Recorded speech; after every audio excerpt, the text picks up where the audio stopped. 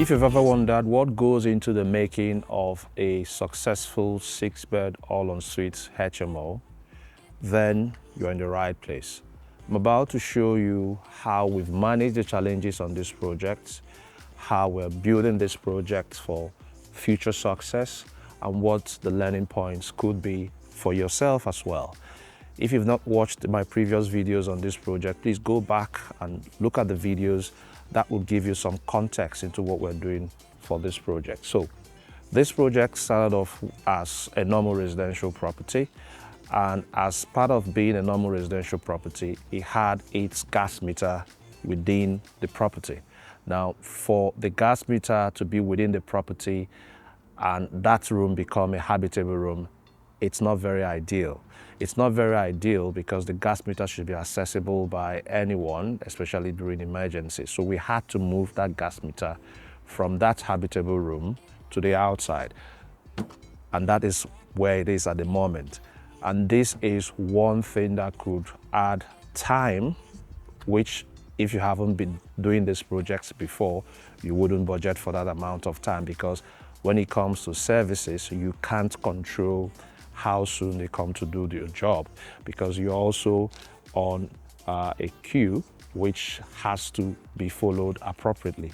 The other thing that we had to do for this project was to make sure that the internet services are preserved. If you have a look here as well, you could see that the internet service has been cut off, but that will have to be fixed. That will have to be fixed by the team that will come out to do that, and coming out to do that as well has to be determined by their own timing. We don't have control over that. Another thing that appeals to future tenants is the curb appeal. That is, how does the exterior of the property look like? The exterior of the property, you could do something about that if you can, which we're trying to do at the moment. So we're trying to make sure that this area as well does have, we change this as well and improve this as much as we can. And here as well, we're looking to change the fuse board.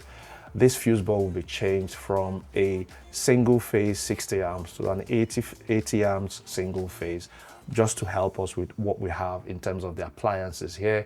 This will also be changed to a smart meter, and the cadence will be the guys that will do that. Also, this feeds into the narrative of the services, which you don't have control over. I'll take you into the property so you could see how much progress has been made, and we discuss the other challenges we've had along the way, and most importantly, how we've been able to solve those challenges. This is a loft room. This is a room that adds the greatest value to this property, but this is also the room that gave us the most problems. Why? Because this property does share a party wall with the next property, and that party wall, unfortunately, is a single skin party wall, which meant that we needed loads and loads of steel, because we didn't want to rest any of that ridge beam on the party wall. So you have loads of steel running here, that way, all supporting the floor and supporting the beams below, because we also had to do masonry walls on the ground floor and on the first floor. We had to take the chimney breast up and out, including the stack, including my neighbor's stack. We had to take that out. We had to make good the roof. Obviously, that was all done within the ambit of the party wall structure notice, which was served by the party wall surveyor. And that is something that most people don't talk about when it comes to property investing, when it comes to refurbishments, when it comes to HMOs in particular, because for HMOs, the aim is to make the walls as flat as possible so you could maximize the space achievable from a single footprint.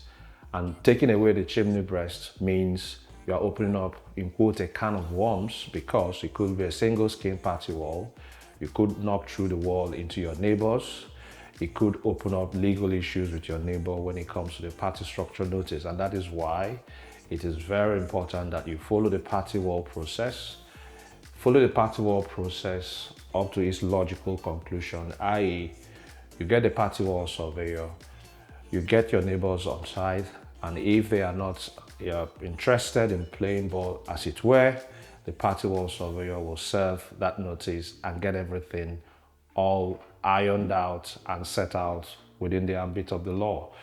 For this property as well, we've made that point of putting in en-suites for all the rooms, and for the en-suites as well, we've gone to the length of putting in nice to haves like the shaver sockets and like this mirror, which is a backlit mirror.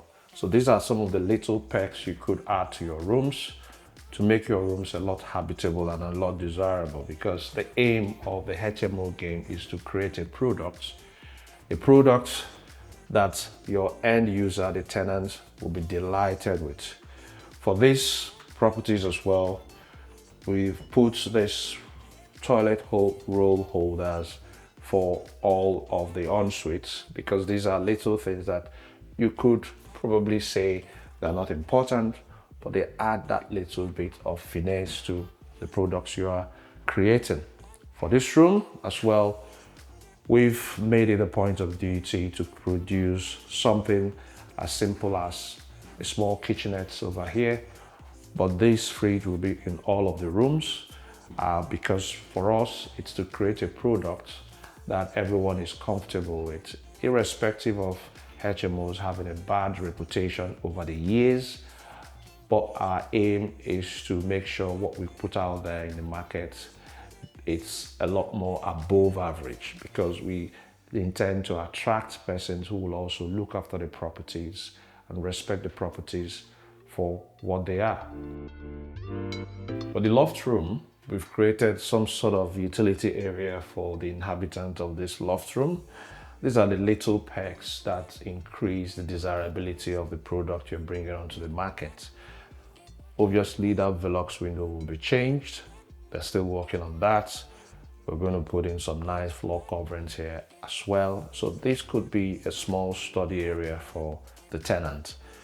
The tenant also has exclusive use of this staircase. So the staircase does have a 3-in-1 sensor light plus emergency lights, which helps you with the energy performance and also saves you energy bills.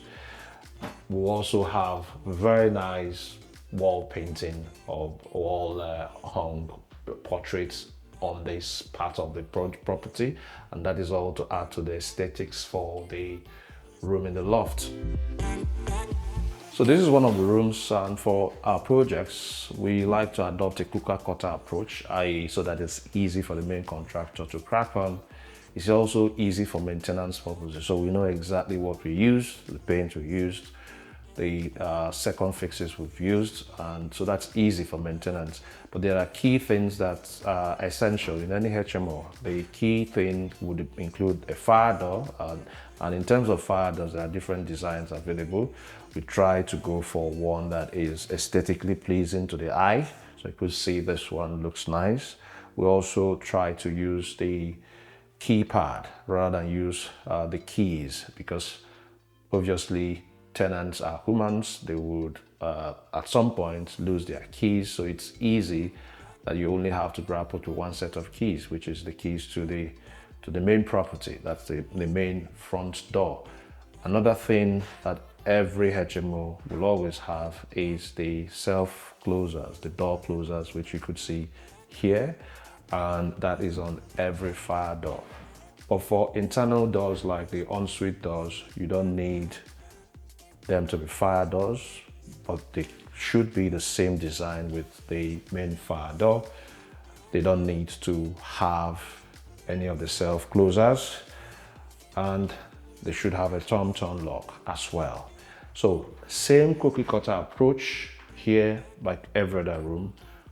Windows we've changed, everything is all brand new here, spotlights are all new. We're back to brick on this project, and everything here is practically new. So the same thing applies to this room that is here. Same approach Everything that you've seen in the other rooms has been replicated here. Nothing is different. We have another room that way, same design, same application, such it's easy for everyone who is working for us to follow suit. We also have the 3-in-1 emergency plus sensor lights here, which comes on when someone is walking up the stairs and does go off when you have no human activity. Let's have a look at the communal area, and I will show you what that looks like, the challenges we've gone through, how we've surmounted that, and how we've been able to get things working in our favor. As part of improving the curb appeal for any property we engage in, we pay emphasis and special attention to the hallway, the landing areas, because these are communal areas. Aside the designated communal area, these are also communal areas. For this property and this project, we've changed this door. This is the external door. We've changed that to a composite door.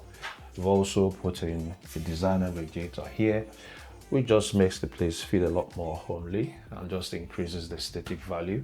I acknowledge there's supposed to be a fire alarm panel here. The fire alarm gentleman hasn't been here yet, so he is coming here this week. To get this fitted here, we've had to change the consumer unit, obviously, because everything here is new. There's new wiring. The whole property has been wired newly by the electrician. This is where the smoke alarms will go, and we will also have a manual call point here, so that in the event of any fire, someone could manually alert every inhabitant of this property what is going on. Obviously, you could have a look that this project is midway finished. We are not yet finished. The floor coverings are not on yet, and they will be there by the time you look at this video or another subsequent video by 2 weeks time. So let's have a look at the communal area, the designated communal area, so we could have a look at that. But before we go in there, I would love to show you some of this, because this is just where the steel has been boxed in. We had loads of steel for this property because we have a single skin party wall on either side of the property. Because the single skin party wall had structural defects, we didn't want to load steel on the single skin party wall. We had to build masonry walls on the ground floor and on the first floor, so which involved a lot of structural calculations and a lot of steel. So this encases some of that steel. I will show you where we did the masonry walls when we have a look at the communal area. As you can see, this is the communal area. It also doubles as the kitchen, and this is work in progress. Everything is still unfinished. This week, the kitchen fitter was here, did his job.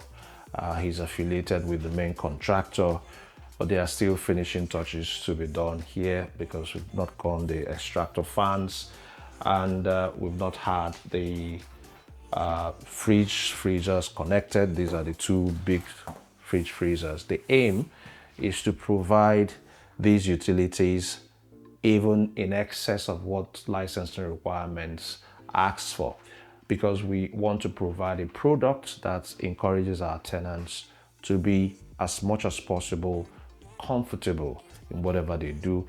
And that's why we go for at least 2 tall fridge freezers for a 6-bed all-en-suite HMO like this. Now, this is where we have the boiler. For this property and for all the properties we do, we replace everything, including the boiler.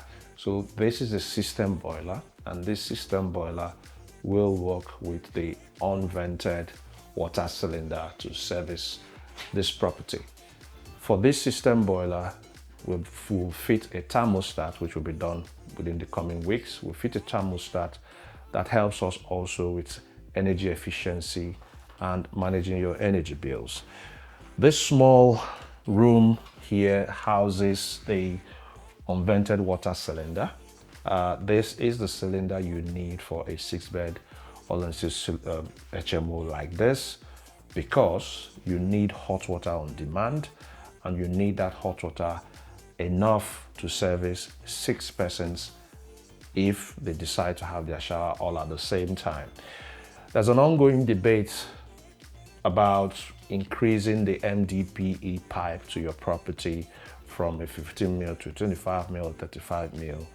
Amongst this debate is all amongst HMO developers. Some persons feel that you need to increase the supply. Some other persons feel you don't need to increase the supply. My take on that is it all depends on what flow you have ab initio. So for this property, we already have a 25 mil pipe coming into the property, and that fits straight into this water tank, and that should be enough for 6 beds, 6 en-suites HMO. For this property, we don't envisage to have any rooms as a double occupancy. One key aspect of HMO regulations is the fact that you need to have an emergency fire exit, an emergency light. You could see that at the hallway and at the landing, we had this 3-in-1 sensor plus emergency lights.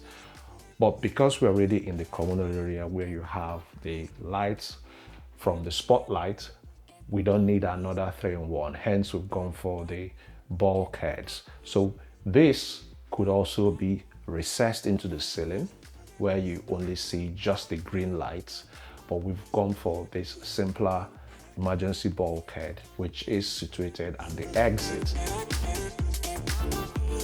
For any HMO development, it's essential to have outdoor amenity space.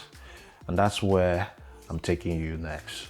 So you could see what we've done to the garden. We've made it low maintenance, and we've made it nice and habitable for outdoor use. And that will also give us the opportunity to appreciate what we've done with respect to the dormer and loft conversion, and how that has added value to this property, because you get to appreciate the property from the rear.